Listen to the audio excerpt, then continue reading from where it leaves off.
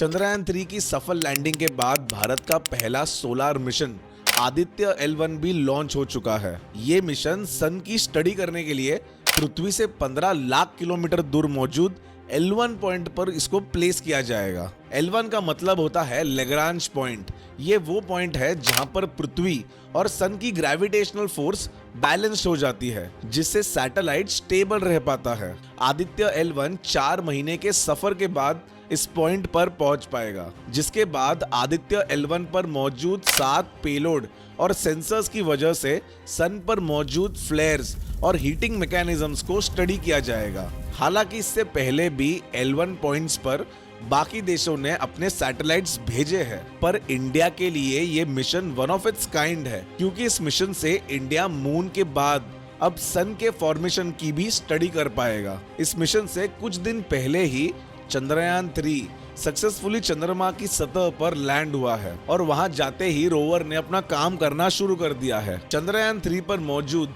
7 payloads की मदद से चांद पर मौजूद अलग अलग चीजों की स्टडी की जा रही है।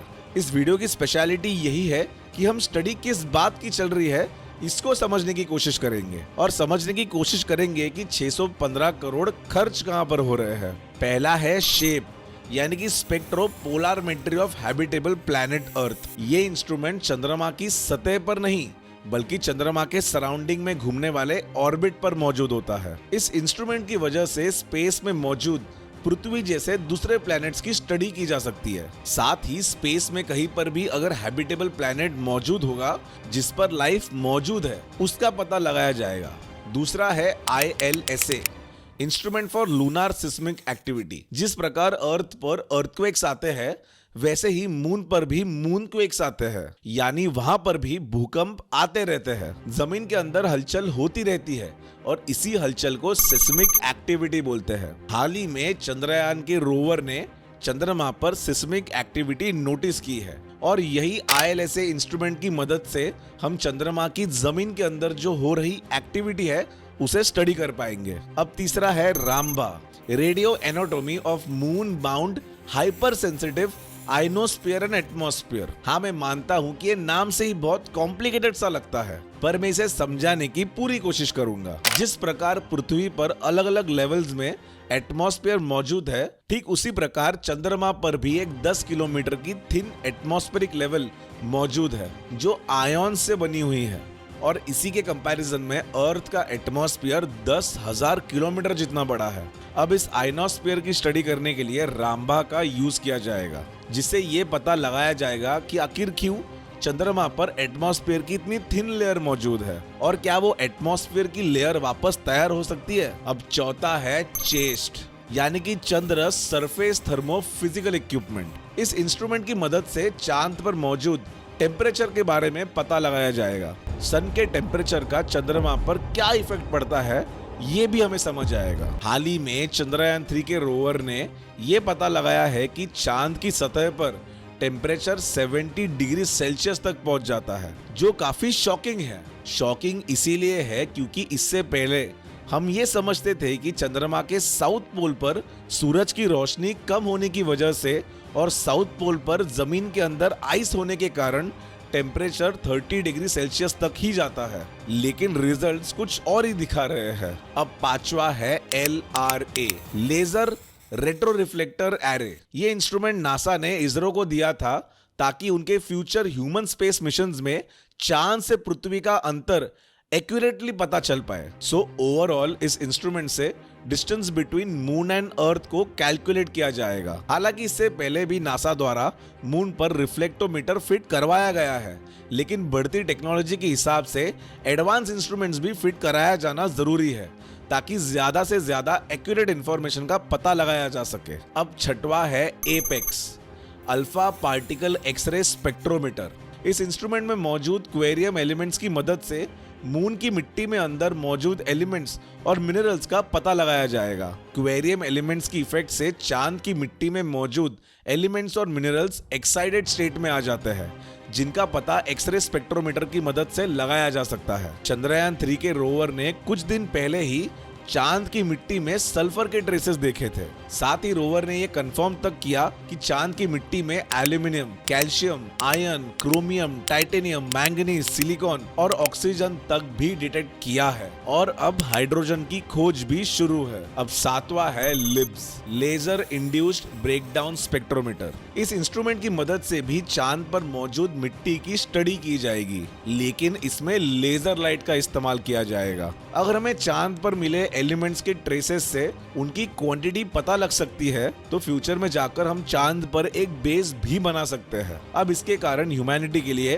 फ्यूचर स्पेस मिशंस भी इजी हो जाएंगे। हो सकता है कि चांद पर बेस बनाने के बाद वहां से ही दूसरे ग्रहों पर सैटेलाइट भेजा जा सकता है। इसरो की तरफ से आई रीसेंट इंफॉर्मेशन के मुताबिक चंद्रयान 3 के रोवर ने अपना काम पूरा कर लिया है और उसे सेफली पार्क किया गया है, जिससे अब चांद के दूसरे लूनार डे यानी कि 14 दिनों बाद रिस्टार्ट करने की कोशिश की जाएगी। देखा जाए तो रोवर में इस तरह का कोई सिस्टम नहीं है, लेकिन अगर रोवर बाय चांस स्टार्ट हो जाता है तो इसरो के लिए बोनस पॉइंट है। इन 14 दिनों के बीच चांद पर एक्सट्रीम लो टेम्परेचर्स यानी कि -230 डिग्री सेल्सियस तक पहुंचता है। इतने ठंडे एटमॉस्फेयर में वैसे भी रोवर के इंस्ट्रूमेंट काम करना बंद कर देंगे, इसलिए उसका 14 दिनों बाद रिस्टार्ट होना मुश्किल है, लेकिन नामुमकिन नहीं है। जिस वक्त चंद्रयान 3 चांद की सतह छू रहा था, उस समय यूके के कुछ मीडिया एजेंसीज अपनी खबरों में गंद फैला रहे थे।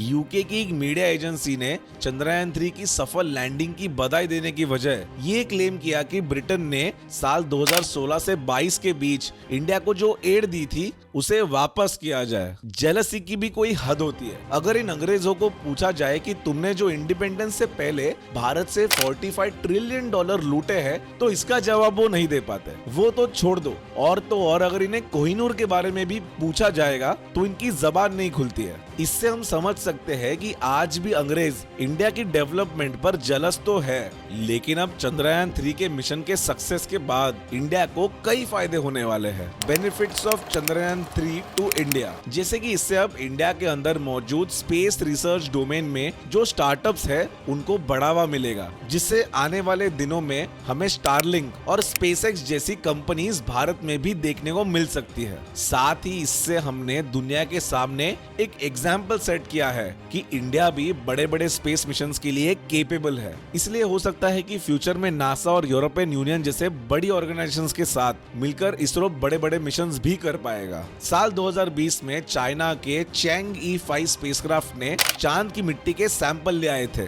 जिसमें उन्हें एक ऐसा एलिमेंट मिला जिससे पूरी दुनिया की एनर्जी रिक्वायरमेंट पूरी हो सकती है, और उस एलिमेंट की कीमत लगभग $1.5 क्वाड्रिलियन है। वो एलिमेंट है हीलियम-3, जो कि एक स्टेबल आइसोटोप के रूप में मौजूद होता है, जिसके एटम के अंदर प्रोटॉन से ज्यादा न्यूट्रॉन की संख्या होती है, जो एनर्जी पैदा करने के लिए बहुत इंपॉर्टेंट होती है। हीलियम-3 की रिएक्शन कैसी होती है उससे रिलेटेड एक बढ़िया वीडियो मुझे यूट्यूब पर मिला। कमेंट सेक्शन में लिंक डाल दूंगा, वीडियो खत्म होने के बाद जरूर देख लेना। इस एलिमेंट की मदद से 163 मेगावाट आवर इलेक्ट्रिसिटी बनाई जा सकती है। खास बात यह है कि इतना इंपॉर्टेंट एलिमेंट चांद की जमीन के अंदर बहुत बड़ी मात्रा में मौजूद है। इसरो अगर इस एलिमेंट की माइनिंग करके पृथ्वी पर ले आएगा तो इससे बहुत बड़ी एनर्जी प्रॉब्लम सॉल्व हो सकती है। पर अब सवाल आता है कि how can ISRO pull this off with a very small budget. ISRO का सबसे बड़ा प्लस पॉइंट या फिर स्ट्रेंथ है उसकी बजट एफिशिएंसी। बाकी देशों के मुकाबले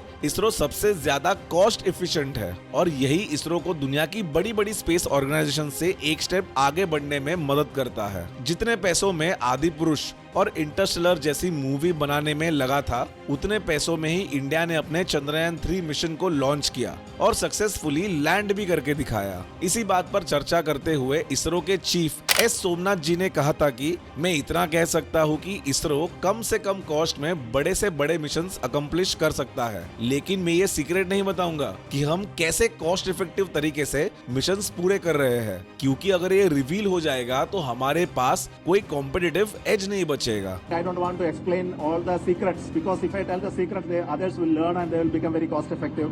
जितना बजट नासा को मिलता है उतना अगर हमारी इसरो को मिल जाता तो अब तक चांद पर ही नहीं बल्कि मार्स पर भी हमने इंसान भेज दिया होता। विश्वास नहीं होता तो आप खुद ये नंबर्स देख लीजिए। अनुमान है कि सिर्फ 615 करोड़ मतलब लगभग 75 मिलियन डॉलर्स के बराबर इतने से कम बजट में इसरो ने विक्रम लैंडर को चांद पर उतार दिया है। आपको लग रहा होगा कि 75 मिलियन डॉलर्स कोई छोटी अमाउंट थोड़ी है, पर अब हम इसे यूएस, चाइना और रशिया के साथ कंपेयर करके देखेंगे। पहला कंपैरिजन है चंद्रयान 1 एंड चंद्रयान 2 के साथ। इस टेबल से हमें मालूम पड़ता है कि चंद्रयान 3 का कॉस्ट जो कि 615 करोड़ है, वो चंद्रयान 2 जिसका बजट था 978 करोड़ उससे भी कम है। अब हम चंद्रयान 3 को कंपेयर करेंगे रशिया के लूना 25 मिशन के कॉस्ट से। हम सबको पता है कि रशिया ऐसी इंफॉर्मेशन किसी को बताता नहीं है, पर जितना मैंने न्यूज़पेपर्स और आर्टिकल्स में पढ़ा है उसके हिसाब से रशिया की लूना 25 मिशन की कॉस्ट 1600 करोड़ तक हो सकती है, जो कि चंद्रयान 3 मिशन के बजट के ट्वाइस से भी ज्यादा है। हाँ, और ये भी ध्यान में रखना कि लूना 25 मून पर सॉफ्ट लैंडिंग नहीं कर पाया और क्रैश कर गया। अब देखो, कोई भी वीडियो चाइना के साथ कंपैरिजन किए बिना खत्म नहीं होने वाला। जनवरी 2019 में चाइना के चैंग ई4 ने चंद्रमा के ऊपर सेफली सॉफ्ट लैंडिंग करी। इस प्रोजेक्ट का सही बजट अभी तक साफ नहीं है, लेकिन एक सर्वे के अनुसार चाइना ने 2018 में अपने अंतरिक्ष क्षेत्र में $11 बिलियन खर्च किए थे और उसी साल यूएसए के नासा ने $19.5 बिलियन खर्च किए। इन दोनों के कंपैरिजन में इंडिया ने उस साल सिर्फ $1.5 बिलियन खर्च किए थे, जो कि चाइना के कंपैरिजन में 7 गुना कम है। और इसके अगले फिस्कल ईयर में मतलब 2022 में भारत के स्पेस विभाग को एक बजट दिया गया था जो ₹13,700 करोड़ था, लेकिन इस साल करंट ईयर में इसको सिर्फ 12,500 करोड़ पे घटा दिया है। इस कॉन्टेक्स्ट से मैं आपको ये प्रूफ करना चाहता हूँ कि भारत का बजट हमेशा से चाइना के मुकाबले कम ही रहा है। अब बढ़ते हैं अगले चैप्टर की तरफ और समझते हैं चंद्रयान 4 को। देखिए, चंद्रमा पर सक्सेसफुली सॉफ्ट लैंडिंग करके इंडिया ने ये तो प्रूव कर दिया है कि इसरो बड़े मिशंस कर सकती है। ये देखकर कुछ दिनों पहले यूरोपियन स्पेस एजेंसी और जापानीज स्पेस एजेंसी ने इसरो के साथ मिलकर स्पेस मिशंस करने की बात की है। यही नहीं तो जैक्सा मतलब जापानीज स्पेस एजेंसी इसरो के साथ मिलकर चंद्रयान 4 मिशन लॉन्च कर सकता है। इस मिशन के तहत इंडिया मिशन के लिए लैंडर देगा और जक्सा रोवर और लॉन्च व्हीकल देगी। इस मिशन को लूपेक्स मिशन कहा जाएगा और संभावना है कि ये एक सैंपल रिटर्न मिशन होगा जो चांद से मिट्टी के सैंपल पृथ्वी पर ले आएगा। खास बात यह है कि ये मिशन चंद्रमा के साउथ पोल के उस हिस्से में लैंड करेगा जहां हमेशा अंधेरा रहता है। अब इसके कारण वो हिस्सा चांद के बनने से लेकर आज तक अनटच्ड रहा है, इसीलिए शायद हमें वहां पर चंद्रमा के निर्माण के सबूत मिल सकते हैं। लेकिन इसमें दिक्कत यह है कि इतने घने अंधेरे में चंद्रयान को लगने वाला पावर सप्लाई का इंतजाम कैसे किया जाएगा, ये बहुत बड़ा चैलेंज है। साथ ही इस मिशन के तहत साउथ पोल के आइस में मौजूद वाटर रिसोर्सेज की भी स्टडी की जाएगी। चंद्रयान 3 और आदित्य L1 के बाद इसरो ने फ्यूचर में 4 ऐसे मिशंस लॉन्च करने की घोषणा की है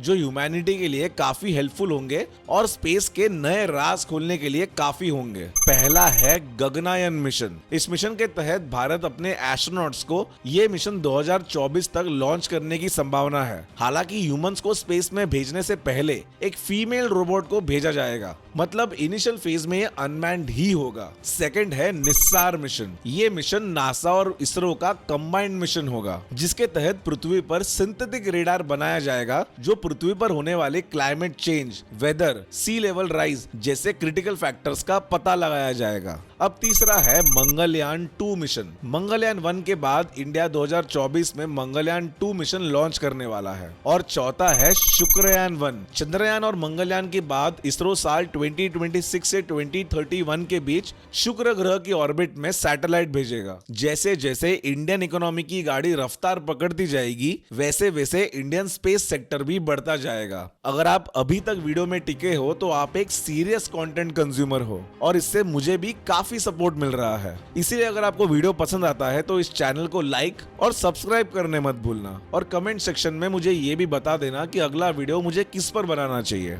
इस वीडियो के बाद मेरी इंडियन सोसाइटी की प्लेलिस्ट जरूर देख लेना। तब तक अगले वीडियो में मिलेंगे। शुक्रिया।